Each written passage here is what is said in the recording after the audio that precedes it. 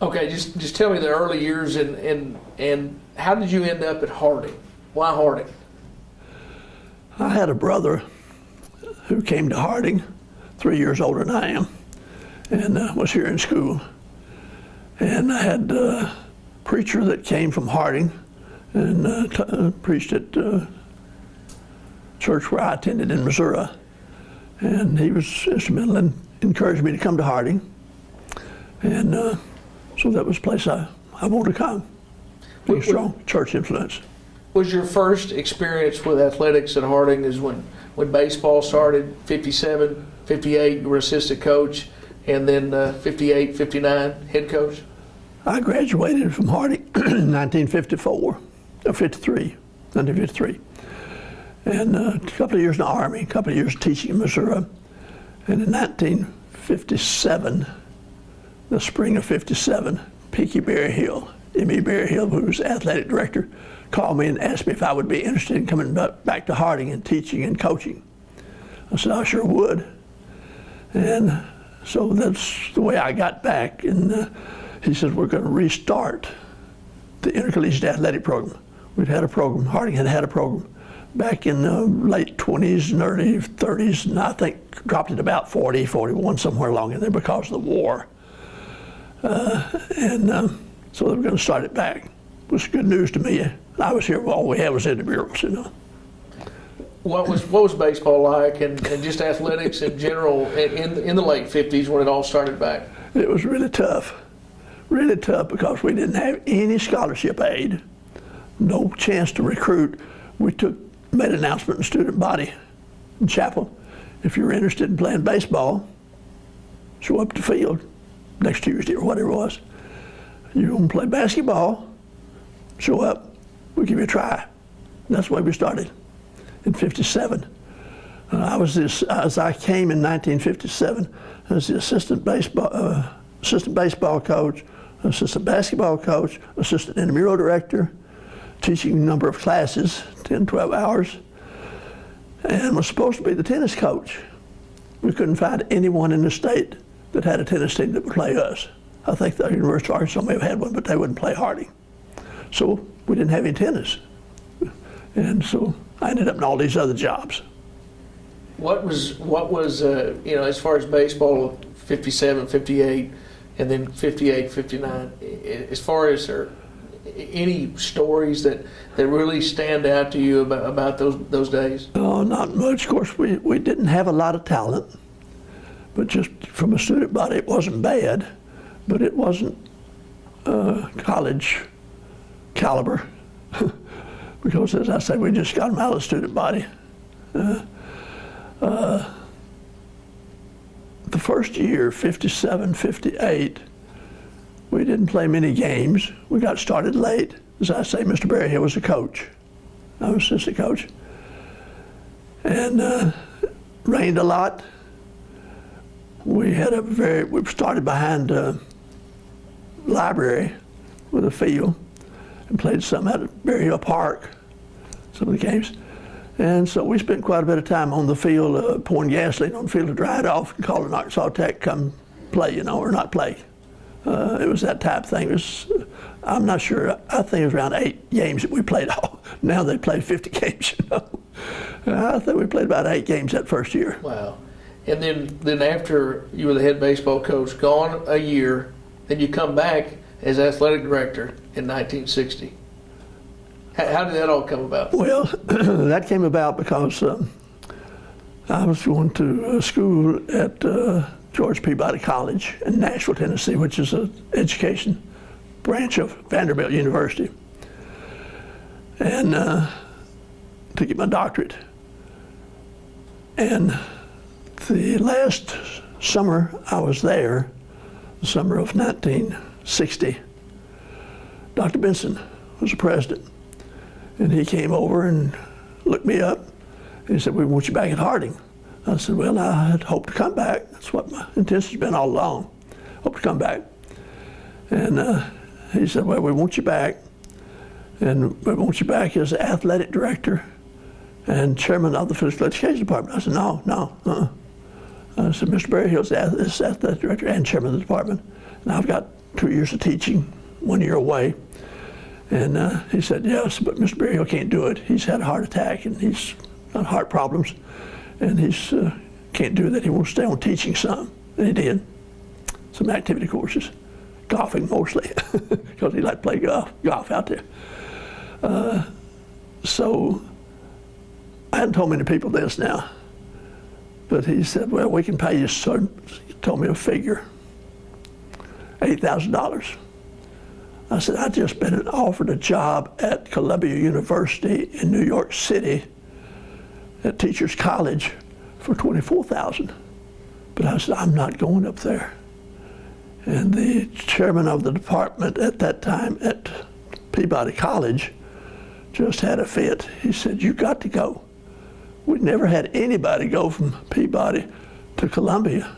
We've never had to invite anybody up there, and we want you to go. I said, no, I'm not going. I'm at Harding, got 2 young twin daughters, about 2 years old, and I want to raise them at Harding. And I said, we got a place right across the park, Harding Park, where we're going to build a house, and that's where we're going to be.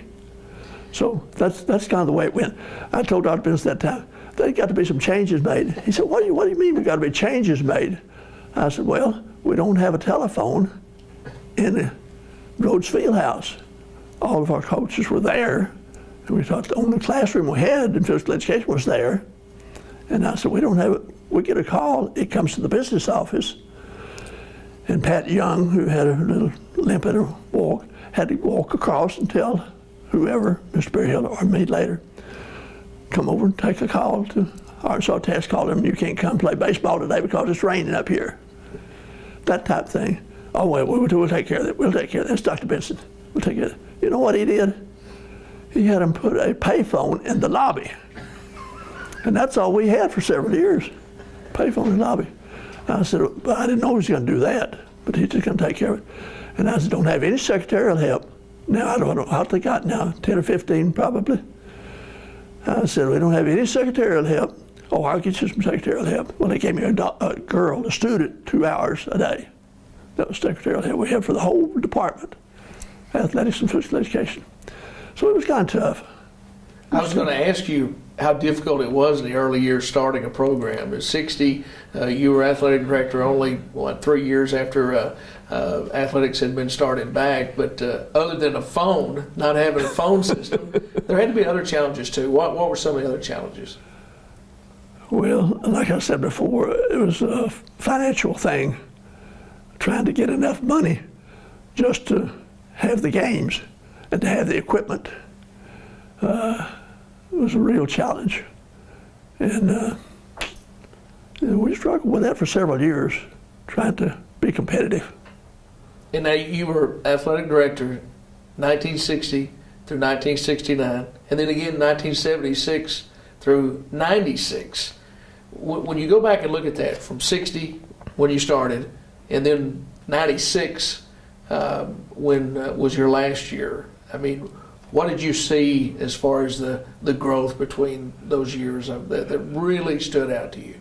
Well, we started with basketball, men's basketball, baseball, and track and field.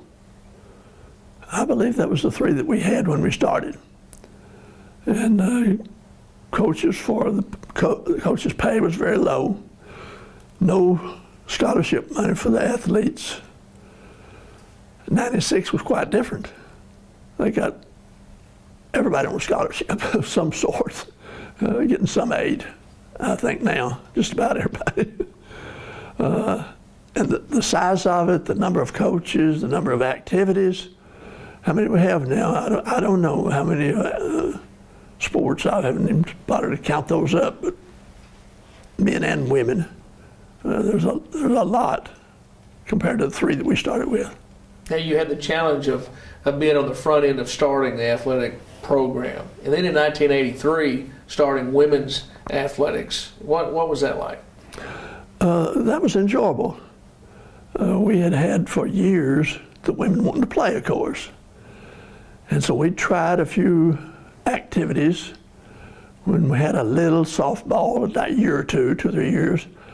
I had a niece that played on one of the teams, and she was one of the pushers to get it started. And a number of girls wanted to play. And it was just to be able to have a team every year to recruit people to play. Volleyball got started, great. Women's basketball was great.